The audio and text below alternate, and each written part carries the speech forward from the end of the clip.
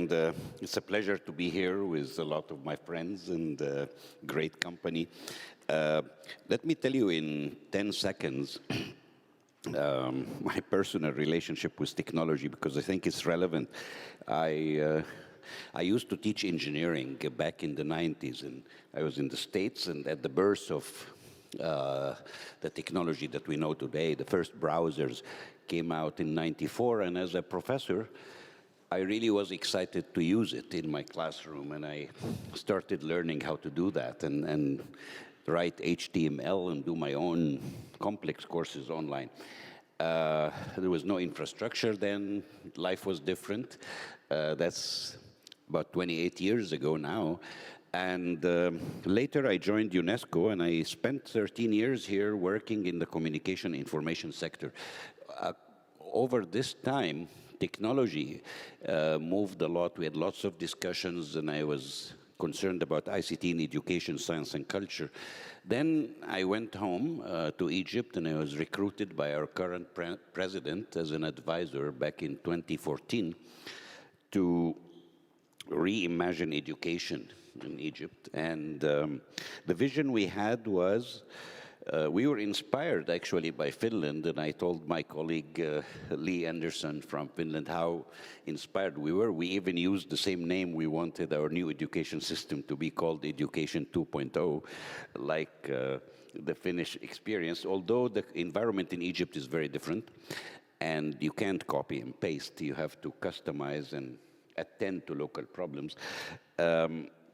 So the way we integrated technology was not because of COVID, it was much earlier than that. We wanted to leapfrog our system. Our vision was to transform the society. We wanted an Egyptian society, learning society.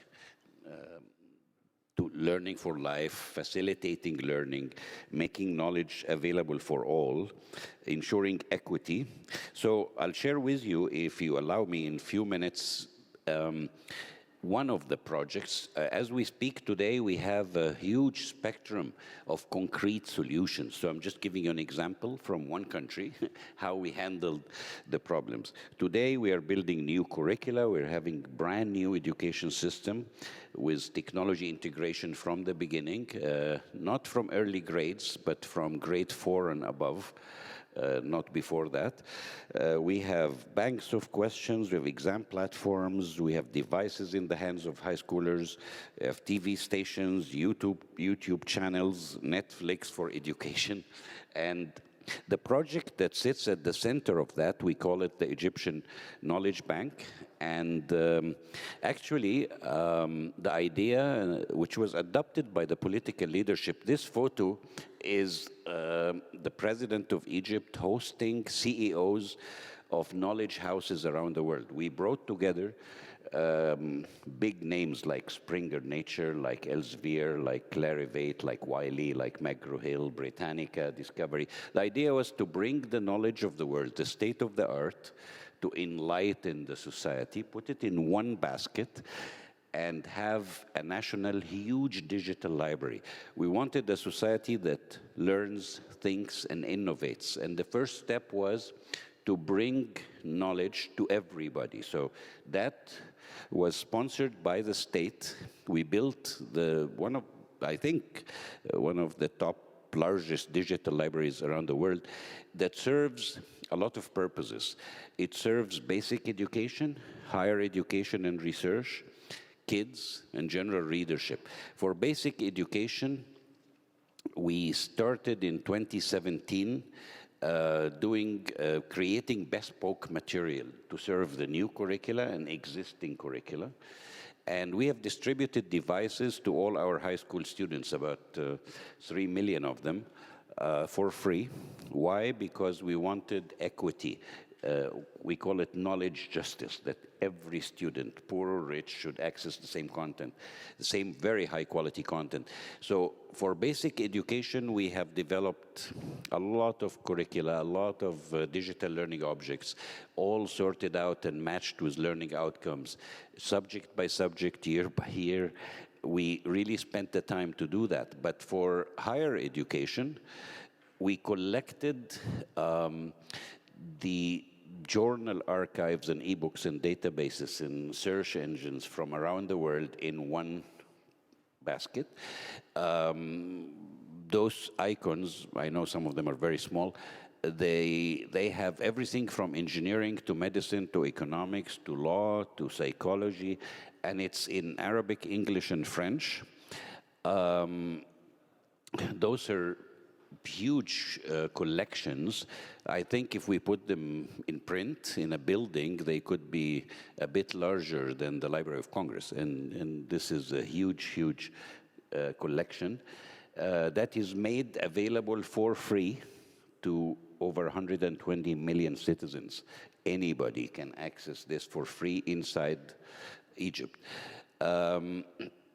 For general readership, we made sure that we have material that serves all ages and all disciplines. For kids, we have a lot of material for kids. We worked with Discovery Education, with National Geographic, and with others to provide kids with STEM-related material, with reading, with learning languages, and so on. So it's a very interesting project that started in 2015, so it's now in its 7th year. And from an IT perspective, it's a complex system because we have like 35 different sources of information, and to search across that variety of clouds and so on, we built a very complex search engine. I don't want to bother you with details of that, but just to tell you it exists. Searching here is very complicated.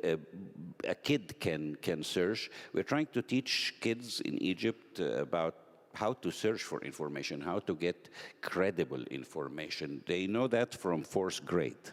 In the new curricula, we teach them how to authenticate what they find, and that you must have a reference. And this is different than the Wikipedia and other sources. These are reviewed materials.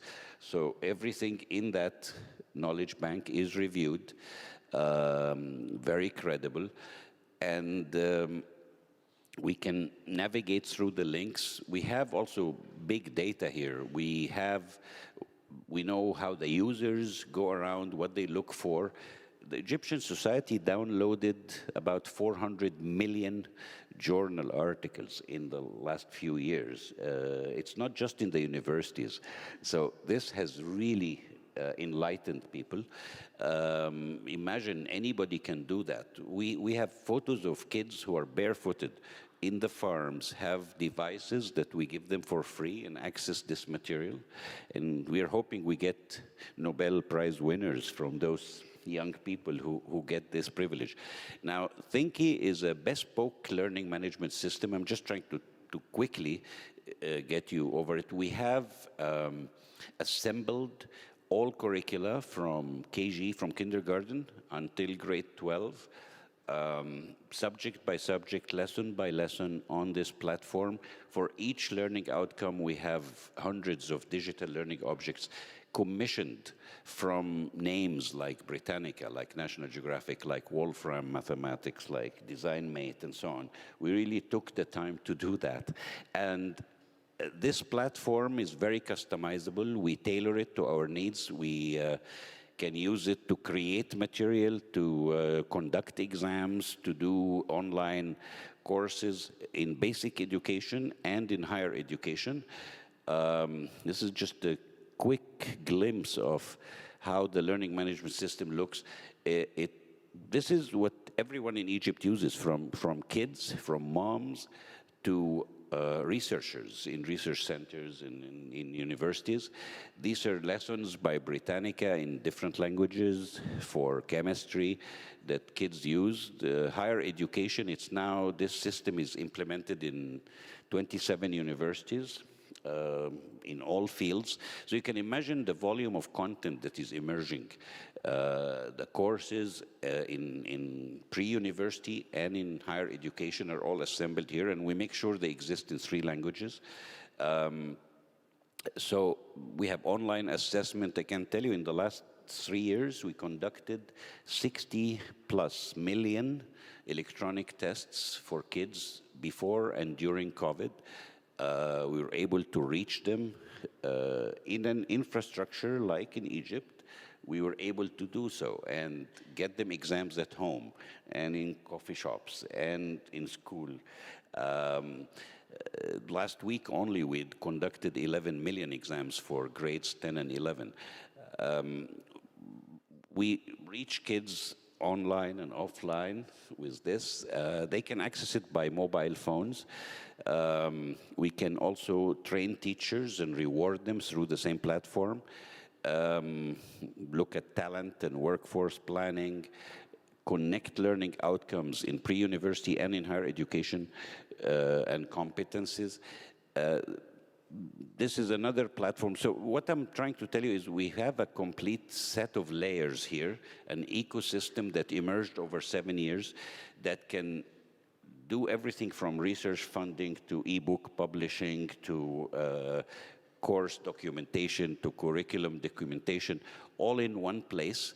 But even parallel to that, I don't want to get you into technical details, but parallel to that, we have developed banks of questions, 3 TV channels to reach people who don't have internet, using satellite or even simple antennas. So we just want knowledge in the hands of everybody.